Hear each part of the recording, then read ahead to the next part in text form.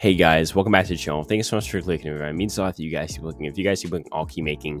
And hands down, this was the best episode that we've seen in this post-Winners at War era. The first half was cool, and then the tribal was the best tribal I've seen in a long time. Maybe the best pre-merge tribal in the history of the show. I'm going to recap this whole episode, break down this crazy tribal, figure out exactly where Daniel and Chanel went wrong, and all of that and more. So let's go. We open up with the scene only confirming my past guesses that the Taku tribe isn't going to tribal again. And the reason that I say this is because we see that the tribe is very close-knit and that there really isn't an easy target on this tribe. And usually they don't give that edit unless that tribe is making it to the merge fully intact. We also see Marianne find the beware advantage with Omar, and then she goes and tells the whole tribe since they all agree to look for it that morning together. Now, I would usually roast somebody for telling the whole tribe about their idol, but on a kumbaya tribe like this, I actually don't hate the idea of telling the group to build trust and to bring value to the tribe come merge time. We then move over to the Vati tribe, where Mike's idol troubles continue. We see Daniel pressuring Mike to let him read the idol, and Mike is hesitant, but eventually lets Daniel go off and read the idol's rules and the beware advantages and instructions alone.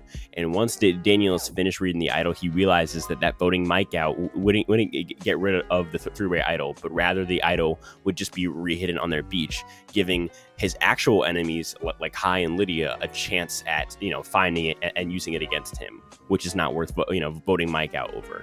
And so for this reason, he sees no reason for him and Chanel, to vote Mike off, since he wants to work with Mike, but he is scared of this idol in the end. He also confirms to us that the tribal dynamics are all about the pairs. He confirms what we were told last episode, that Jenny and Mike are together, Hai and Lydia are together, and that leaves him and Chanel, his number one ally, in the middle of these two pairs. Daniel wants him and Chanel to vote with Mike and Jenny. So even with Mike not having a vote due to the beware advantage, this group of four would have a 3-2 majority over Hai and Lydia. We also get a scene where after Daniel returns the beware advantage to Mike, Daniel and Mike cannot find the necklace that is like the actual advantage itself, and again have to search for it in the jungle, and they find it where Daniel was sitting. Thank God. I mean, imagine if they just lose the idol right there and it's just gone for good. That would be crazy.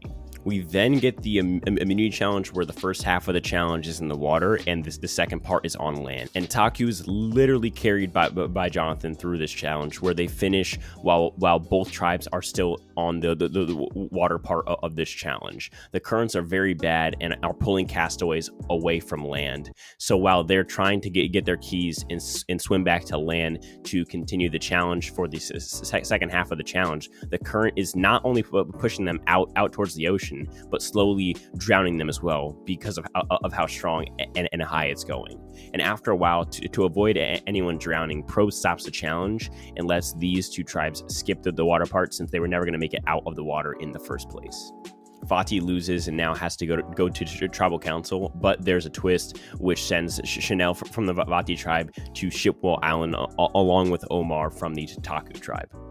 Chanel and Omar speculate about what their choice will be using, what their tribe mates told them. Obviously, Chanel mentions that she needs her vote tonight, and this is a direct quote that, she says, "I need my vote tonight" to Omar, which is going to be key in a second, so remember that.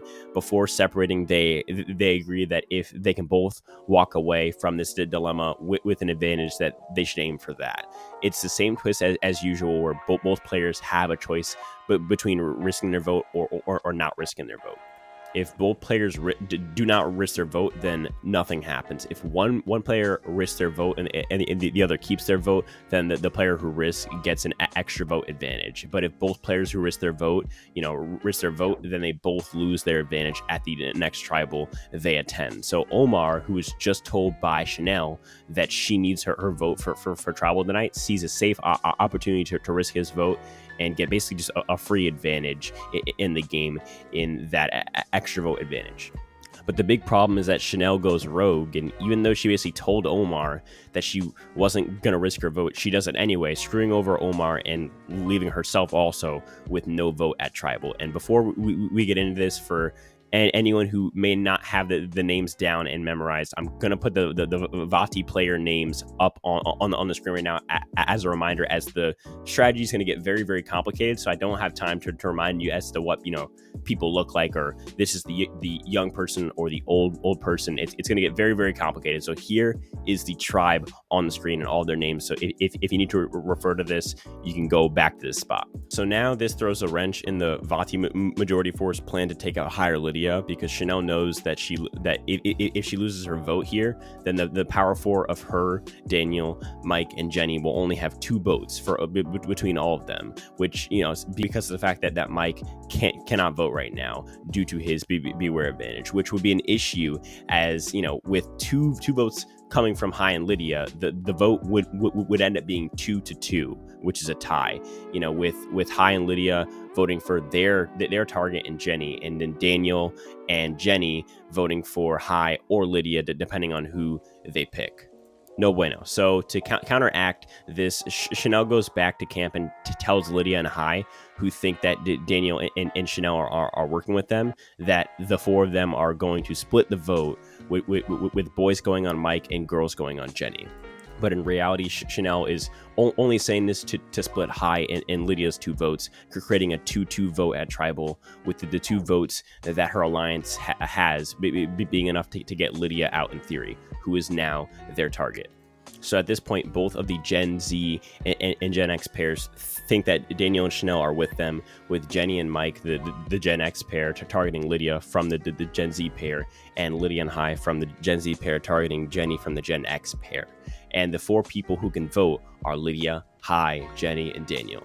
Now, Hai is suspicious of Chanel's intentions of splitting the vote, sniffing out that she's probably just doing this to displace their votes, successfully connecting her intentions to something that happened at Chitwan, although he can't really put his finger on why she would try and cross him like that, because he still trusts her.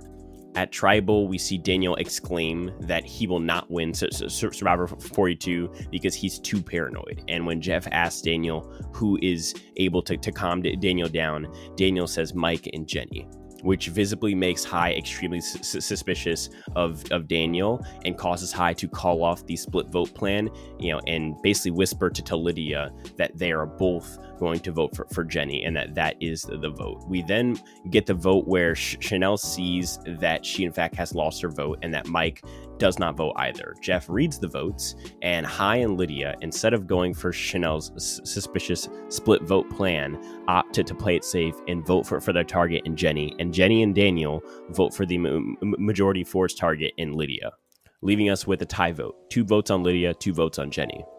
They then revote, where Lydia and Jenny don't go up to vote, since they are the people who the vote is tied on.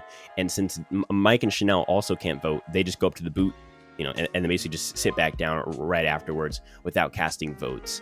Meaning that this revote, there's only 2 votes in the urn, which are Daniel's and Hai's. Two people who are on the opposite side of alliances and also of this original vote. Jeff reads the 2 votes, and we see that neither of them flipped, and both of them kept their original vote, causing yet another tie. Now that the vote is deadlocked, meaning that the people who have voted on the revote, which is basically just Daniel and Hai, have to come to a unanimous decision on whether or not to vote out Jenny or Lydia, or else Jenny and Lydia become immune, and the other 4 people, being Mike, Daniel, Hai, and Chanel, will draw rocks to see who goes home. So either Hai or Daniel will flip to the other side in the next minute or so. I think it might be a minute of time that they got to discuss, maybe 2, or the 4 that I just mentioned will draw rocks. Daniel starts the discussion by making a big mistake, exclaiming to Hai that he does not want to draw rocks on day 7, which Hai will later use to basically put the dagger in Daniel.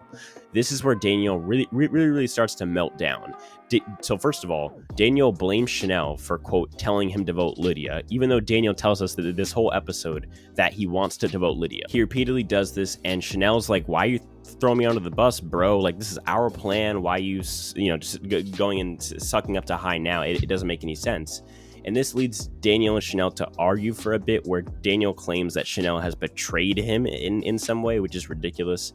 It seems like Daniel's panicking about the vote and thinks that he needs to latch onto Hai and Lydia and betray Chanel to save himself, which is simply not necessary, and very, very much resembles the truth bombs that we saw from Deshawn in 41. When Daniel gets paranoid, it's very, very similar to also when Deshawn gets paranoid. They both panic and just try and call out somebody, which is a terrible way to solve your problems. We then see Hai use what Daniel said at the start of the discussion to his advantage, when Hai tells Daniel that he will not be switching his vote off of Jenny, putting Daniel in a spot where he has to do what Hai wants if Daniel does not want to draw rocks, which he exclaimed earlier, which is to flop his vote on to Jenny. That's what Hai wants. Daniel realizes this and asks Hai and Lydia if they will hold him trying to originally backstab them in the original vote against him, which is a stupid question. Like, obviously they're gonna say no if it means that you switch their vote and avoid a rock draw,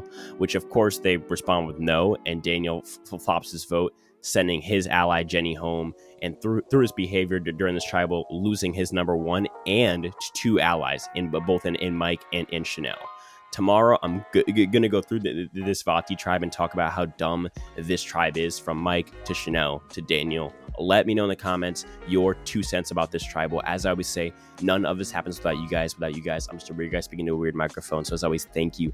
If that's what talk to you guys in the next one. Peace.